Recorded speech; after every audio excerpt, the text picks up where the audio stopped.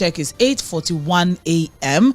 and it's time for us to move on to Mainland Focus. My name still remains Omobola Sandra, and our focal points are taken from Vanguard and The Guardian front pages this morning. And of course, we're looking at the plea of the president to the youth, saying protest is needless, I'm addressing your grievances, and also the weak fiscal support that's pushing the CBN to take further rate hikes and also credit squeeze. All right, of course, I would introduce the focal points of the day, give some background to it. Fuad Sahid is still on standby to share his own thoughts as regards these focal points. Then we open up the phone line for you to share your own thoughts as regards what we are discussing this morning. We have some messages from Trends and the Papers on Facebook. We'll take a few of them, and we are currently live as well for Mainland Focus, so you can still drop your comments as the show progresses on the show on Facebook and YouTube at Mainland 98.3 FM on both Facebook and YouTube at Mainland 98.3 FM. That is the handle to look out for. All right, let's kick things off with the major headline on the front page of the Guardian newspaper, which is weak fiscal policy weak fiscal support pushes CBN to further rate hikes and credit squeeze. That is the major headline. It's on page 6 of the Guardian newspaper. So very, very quickly, I think I did a little bit of some economics 101 there, just trying to break down the terminologies that we're going to be hearing very soon as regards fiscal policies, monetary policies, and what exactly it means.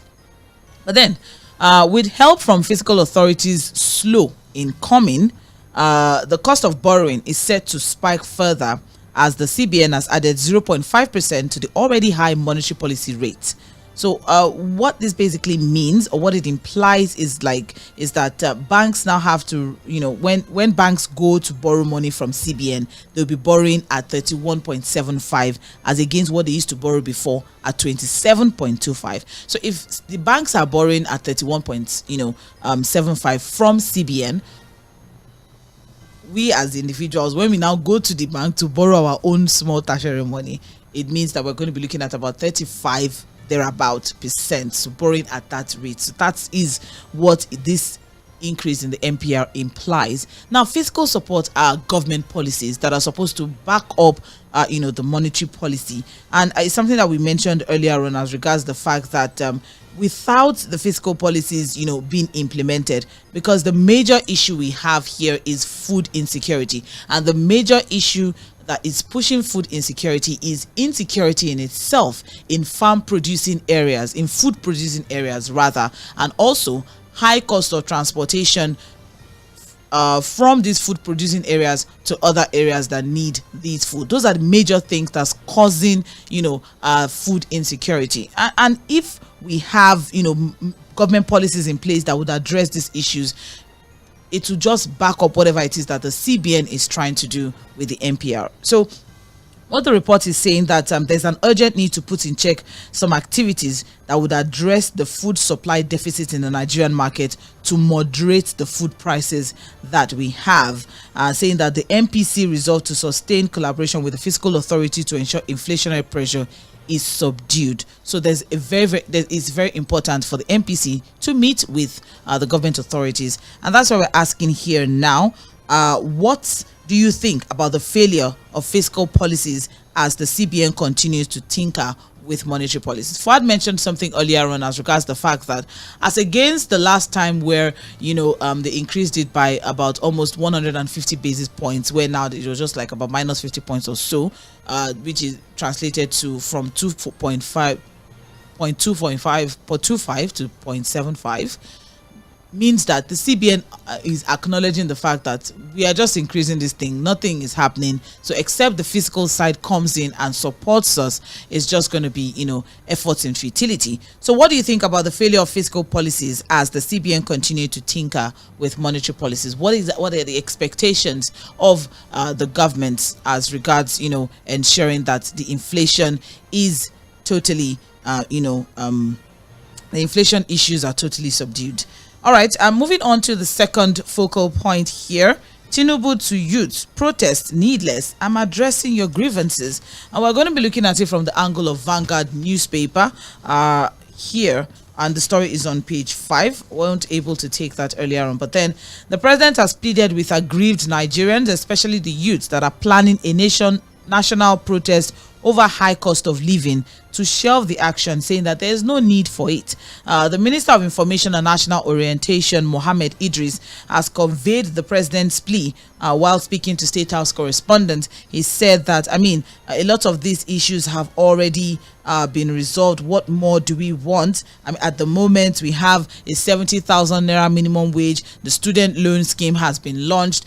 Local government financial autonomy has been resolved. 430 billion naira has been shared among 35 states. Rice trucks of rice are also still coming. Grains are also still, coming and to be shared. So what more do people want, and why are we going, or why are people clamoring for a protest again? That's basically what the report is saying. There's been some assurances coming from the president's side. The minister said at the meeting that general issues have been discussed. The president said he's working assiduously to ensure the country's economy is placed in a good position. So the angle we're looking at it from this morning is, what do you think about the response of the government so far to the planned protest? The government now, inclusive of Bayo Onanuga's many statements on X, saying that calls for protest is treasonable, saying that if you see the hashtags that are being used in connection to this protest, they are things that are related to treason. All right, that's Bayo Onanuga, who is the special advisor to the president. Okay, so what do you think about the response of the government so far to the planned protest that's supposed to hold between August 1st to 10th? And what do you think about the response of the, what do you think, or rather, how can the government ensure the protest is peaceful and is not hijacked by anarchists?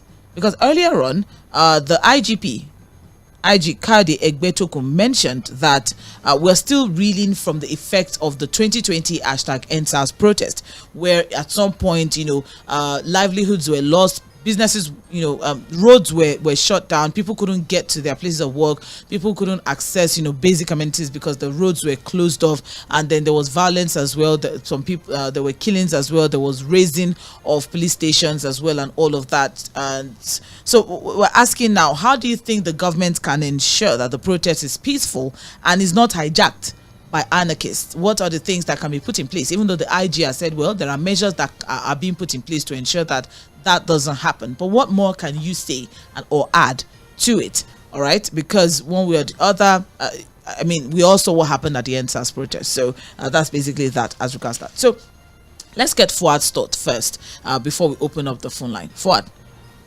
Yes, Sandra. Again, on the issue of the protest, I think the police has a lot of work to do. It's not really to threaten people, protect them and ensure that they are abused. It's wrong. These protesters are the effect of those policies. God knows when. They can't still go to farm. That's what Nigerians are concerned, and that's what they are complaining about. When their lives get better, Sandra, would they know? If your life has improved, Sandra, wouldn't you know automatically? Would you need the government to tell you that your life has improved? You naturally know. So that's the most important thing. The police have to do their job, protect Nigerians who are willing to protest, and ensure that it's not hijacked for those that will come out to protest. And then on the issue of the fiscal policy, we said it. The government has to do its own part. We cannot continue to think out a monetary policy until the government does its own part, which is more on the fiscal side. Nothing is going to change, so that we don't waste too much time, Sandra. All right. Thank you very much, Fuad, for sharing your thoughts there. Now we can open the phone line 0913 6000 410. That is the number to call. 0913 6000 410. That's the number to call to share your thoughts as regards the focal points of the day. We have WhatsApp as well. You can send your messages via WhatsApp on 0913 6000 430. 0913 6000 430. We're live on Facebook and YouTube at Mainland 98.3 FM. So please do well to also drop your comments in the live chat section. We'll take them as the show progresses, and also do well to support us on social media by liking, following, subscribing to our handles and our channels. All right.